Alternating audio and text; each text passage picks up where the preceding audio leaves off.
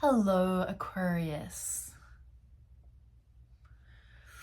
Welcome to your tarot reading. Let's do Tarot Spirit from the She-Wolf Tarot. We're also going to do Animal Spirit from the Wild Unknown, Kim Kranz. Okay, and we got a little pre-message for Aquarius as well. Aquarius, I've got the color green. Forest, trees, plants, plant medicine, retreats, explore. Outside, get in the elements, eat the leaves. I got this sense of ingesting, imbibing the greenery and the leaves, transferring the energy, the sunlight, transferring it through the chlorophyll, through how the greenery will take in the sun and transform it.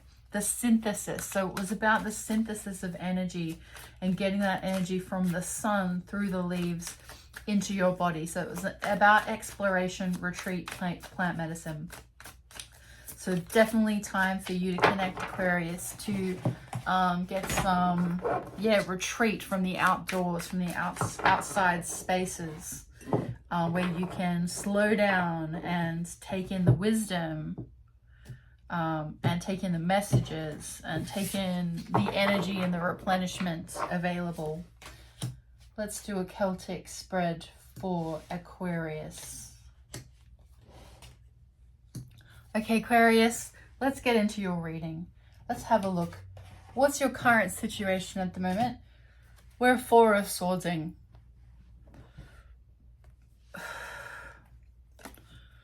Getting restless. The Four of Swords is this state of meditation. We're quieting the having any additional information. We don't really want any additional information right now. We just want to sit on what we've got. And we want to take a minute to reflect on what the information that has come through is. So there's no pressure or feeling like we want to move too fast or too forward with this. Our challenge over the current situation is the Nine of Wands. So this is, that quest and that journey where there's quite a burden that is laden by this quest. So you've been through a lot, you've gone through a lot. This is quite a heavy load that you're bearing to take this path, to take this quest. And there's this challenge here that maybe you feel like you're not up for it. Maybe you haven't been on this quest yet. Maybe you're yet to go on the quest, maybe you're yet to start it, and you're concerned that it's going to be really difficult and really hard, and you're really not sure if you want to go there and get there, because you know that this is not something you can start and not finish and get to the bottom of and get to the end of. So there's a little bit of challenge potentially with how to prepare, how to be best prepared in order to take, to move off the mark from the position of meditation at the moment. So we need to move off the mark, but there's a real challenge and a concern that it's going to be, a lot to deal with. What to focus on is the Seven of Cups. So there's actually a lot of opportunities available to us. So maybe, maybe you're catastrophizing, maybe, just saying, not, maybe not, but maybe it's feeling a little bit overwhelming, and it's about bringing into clarity which, or what is the most meaningful task or project to take on. So like, which door are we going to walk through, rather than just sort of staring at the collection of potentialities and being like overwhelmed by it. We need to kind of assess and be able to say which one of these is going to be the most fulfilling to us. Where are we going to get to by following one of these doors, which is going to add up to be something important to us. So there's a little bit of analysis paralysis potentially going in with those Seven of Cups as your focus. So you'll need to be focused on actually defining the potentials, so you understand clearly what will happen if I go that way, what will happen if I go this way, what will happen if I go that way, and then you can be focused on which door to take, which opportunity to take. What we're leaving behind in the recent past is the King of Pentacles. The King of Pentacles has been pretty steady and pretty stable and has made his way through the kingdom, sort of, doing what's honorable or in the best interest of keeping things balanced and connected and grounded and steady. And so this could be a figure in our lives that was influential on us, or somebody that helped us feel grounded, but maybe we're moving away from that energy now. So it could be also maybe we're looking at a job or a situation. There's something or somewhere that we were getting this energy of stability from, which we're wanting to or we're needing to depart from. It's in our recent past. So it could be a job, or it could be a person, or it even could be something about ourselves which we're being asked to kind of review or move away from. Like we've done it this way, in a steady way, and now we're going to leave that behind. So what comes next in our strength? We have the Nine of Pentacles. So the Nine of Pentacles is beautiful in terms of having everything you need and being able to cultivate that space independently of what it is that you want and need. So there's this beautiful balance and this capacity that you have, Aquarius, to be able to make, you know, the spaces that you're in beautiful, to make the spaces that you're in inhabitable, to make the places that you go and the teams that you join and the friend groups, like the outings that you take. It's like everywhere you go, you have this capacity to pull together something that's going to make you feel, you know, like abundant and satisfied and proud. So there's an element of pride here, but not a bad type of pride. Like it's a good type of pride where you take pride in what you deliver, you take pride in what you do, and you know there's a certain independence and flourishing with that. In the near future, we do have Saturn. So again, Saturn is holding us back potentially from things that we're not ready for challenges that we haven't quite amassed the experience required to meet the challenges. So Saturn is there. Maybe it's just going to hold things back a little bit, but those rewards are going to have a really strong foundation. You're going to have a lot of wisdom to share and to benefit from, you know, those challenges which are really long-term challenges. So we could speak to this challenge here and this like concern potentially for the hard work that's ahead of us. But Saturn is there as a protection mechanism on the whole. So if you begin your journey, you know, there's still times when you're going to be forced to rest and forced to wait. So you might begin your journey, but it's not necessarily going to be a landslide event. You're still going to have to move through energy, which, you know, there's not always a clear run. Does that make sense? So work with the energies involved. So once you begin your quest and you begin your task and you begin this project, then trust that things are going to come to you when you're ready and when you are capable of taking them on. So those limitations are only there in order to protect us from getting ahead of what we're ready for. The advice, the High Priestess, is to tap into that which is not seen clearly. This is the unspoken, mystical, clairvoyant sort of talents. So the High Priestess can really tap into that mystical element. So there's this capacity and this ability to kind of sense and to be aware of what others aren't saying out loud, what is not spoken, what are the whispers, what are the gentle talk on the breeze. Like there's this element of being very in tune and aligned with, you know, being able to trust and have trust in what move to take. So that could be with the Seven of Cups there, and like being able to actually define those steps, tune into that capacity, to your ability to tune into what is not seen and what hasn't been spoken.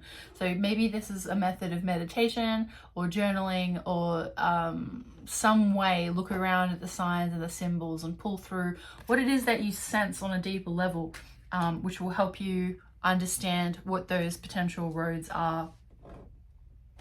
The Seven of Swords is your environment, so there can be, you know, potential for deception and lies around us. Something that, again, it's like following on from that unseen energy. It's like this is a bit underhanded. So there is something going on which is not what it seems. And we need to notice that around us. Like what is giving this energy? What is trying to pull the wool over our eyes? What is going to leave us quite disappointed when it's revealed, or when the secrets are revealed. So you might have a sense using that unseen capacity to tap into what is it that someone is trying to convince me of. It's too good to be true, because it's not. Our hopes and fears is the 7 of Pentacles. So our hopes and fears are that we're not going to invest, we're not going to go in the right way. We're going to take one of the other doors. And here's what's coming through. You know that sliding doors movie? That's been coming up a lot, like literally for the last 2 months. It's been a thing that which got brought up, and I keep thinking of this sliding doors moment.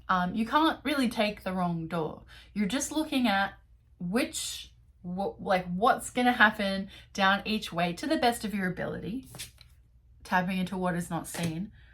But things can change. Sometimes, you know, there might be unseen things that I would be checking, you know, what seems logical and what do you really feel about it. So, you know, you might, one of these doors might feel like it makes more sense, and then one of these doors, the thing that makes more sense might not feel as good as the thing that doesn't make sense, but it feels better.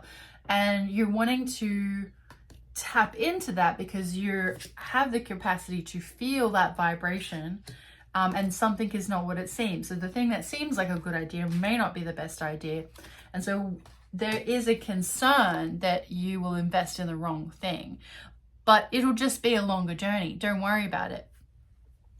And I want to talk to, I've got a card here I'm waiting to talk to, but I'll just, the potential outcome is the Lovers. So this capacity to have a deeper relationship with self, to be able to communicate clearly with our wants, needs, and desires, and to balance that experience internally, which is then reflected in our outer experience.